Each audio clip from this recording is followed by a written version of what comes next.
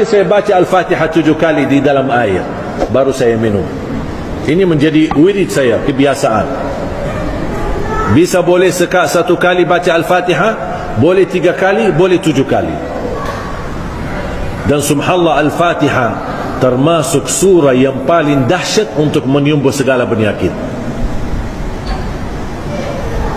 Tapi tergantung keyakinan, jangan coba-coba.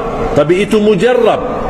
Sakit kepala, sakit gigi, sakit tangan, apapun sakitnya, taruh tangan kanan di posisi sakit. Misal sakit kepala, di mana tangan kanan taruh di atas sakit kepala atau di posisi sakitnya, dan baca Al-Fatihah. Dalam penuh keyakinan, Al-Fatihah adalah menyembuhkan segala penyakit. Ayat kursi berlindungan dari bahaya sihir, berlindungan dari bahaya dukun, berlindungan dari bahaya orang yang ingin menjatuhkan keluarga kita atau menghancurkan usaha kita. Ayat kursi perlindungan dari ini semua. A'zamu ayatin fi kitabillah, ayat yang paling agung di dalam Al-Quran adalah ayat kursi. Bahkan ketika turunnya ayat kursi, turun dengan cahaya. Al-Fatihah pun turunnya dengan cahaya. Termasuk juga 3 ayat terakhir daripada suratul Baqarah, lillahi ma fis samawati wa ma fil ard, sampai akhir. Jadi ayat-ayat yang sederhana ini boleh Bapak Ibu dijaga menjadi wirid kita sehari-hari. Walaupun tambah sakit, anak kita sudah tidur dan dia belum baca ayat kursi, tak apa-apa orang tuanya bacakan Al-Fatihah sambil usap kepalanya, bacakan ayat Al-Kursi sambil usap badannya, insyaAllah dilindungi oleh Allah dari segala bahaya. Suratul Baqarah jadi wirid. Alhamdulillah, saya dengan adik saya termasuk ibu saya tidak pernah tinggalkan Suratul Baqarah setiap hari, khatam. Kalau saya baca Suratul Baqarah 39 menit tuntas. Dah tahu kalau Bapak Ibu berapa hari. Saya 39 menit cukup. Lancar, bacaan lancar sudah cukup 39 menit khatam Suratul Baqarah 286 ayat. Dan saya jaga Suratul Baqarah ini karena Rasulullah SAW bersabda, "Alaikum bi suratil Baqarah, fa inna akhdaha barakah wa tarkuha hasrah, wa la tastati'uha al-batalah." Bawalah Suratul Baqarah, jagalah Suratul Baqarah. Barang siapa yang membawa Suratul Baqarah, dia telah membawa keberkahan.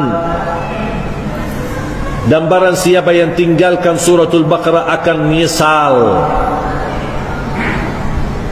Dan orang yang membaca Suratul Baqarah di rumahnya tidak akan berani didekati syaitan rumahnya. Kalau syaitan di dalam pun akan lari kabur dari rumah yang dibacakan dalamnya Suratul Baqarah. Mohon maaf Bapak Ibu, mungkin merasa berat atau masih berbata-bata atau sulit membaca Suratul Baqarah, silahkan buka Al-Quran dan hidupkan YouTube Suratul Baqarah, atau CD, atau MP3, atau dari HP, setelkan Suratul Baqarah sambil buka Al-Quran, sambil simak. Masa pun simak tidak bisa sih? Dengar, insyaAllah tidak lama. Dan ini menjadi wasilah. Pertama, kita dapat pahala. Yang mendengar sama pahalanya sama yang membaca. Setiap satu huruf 10 kebaikan. Yang kedua, Allah turunkan keberkahan di rumah kita dan keluarga kita. Yang ketiga, tidak ada syaitan dan jin berani dekati rumah tersebut. Yang keempat, kalau ada jin, ada godaan, ada makhluk halus di dalam rumah kita, akan diusir oleh Allah dengan kekuatan dan cahaya Suratul Baqarah. Bahkan Al-Baqarah menjadi perlindungan dari segala penyakit. Faham Bapak Ibu? InsyaAllah siap amalkan sesuai kemampuan. Tak usah 39 menit, tak apa-apa, sesuai kemampuan. Kalau tak bisa tuntas satu hari, tak apa-apa, lanjut besoknya.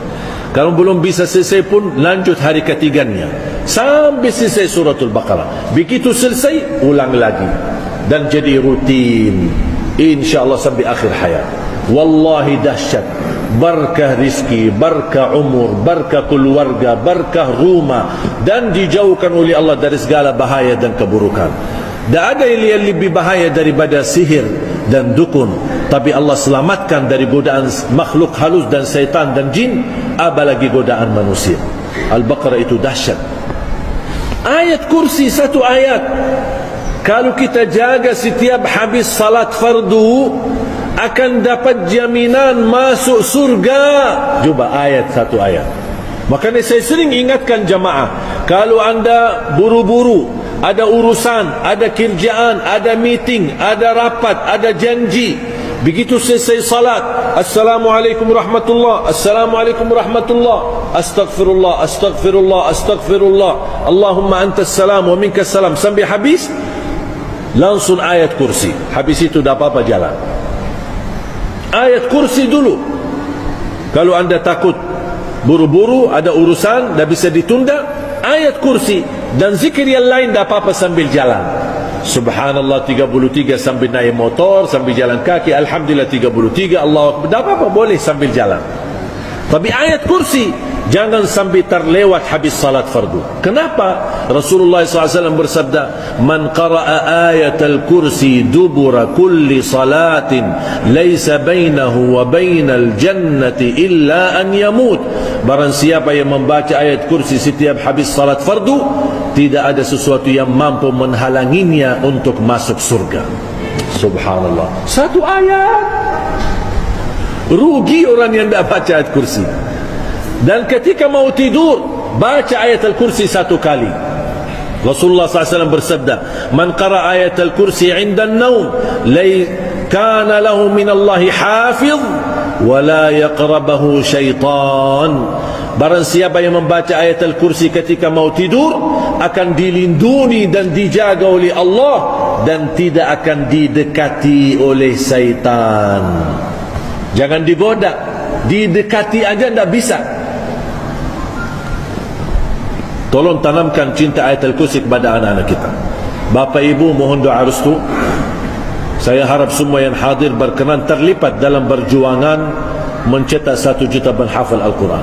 Mudah-mudahan bapak ibu berkenan menjadi keluarga besar Ahlul Quran. Mungkin kita bisa gagal menjadi penghafal Al-Quran, tapi insya-Allah sedekah kita, infak kita, perjuangan kita, fisik kita, tenaga kita, ilmu kita, apapun yang kita bisa berikan untuk Al-Quran, mudah-mudahan menjadi saksi baik dan tertulis nama kita mendapatkan syafaatnya Al-Quran. Amin ya rabbal alamin. Allahumma ya Allah, terimalah niat baik kami, berikan kemudahan untuk kita memperjuangkan Al-Quran di bumi Indonesia.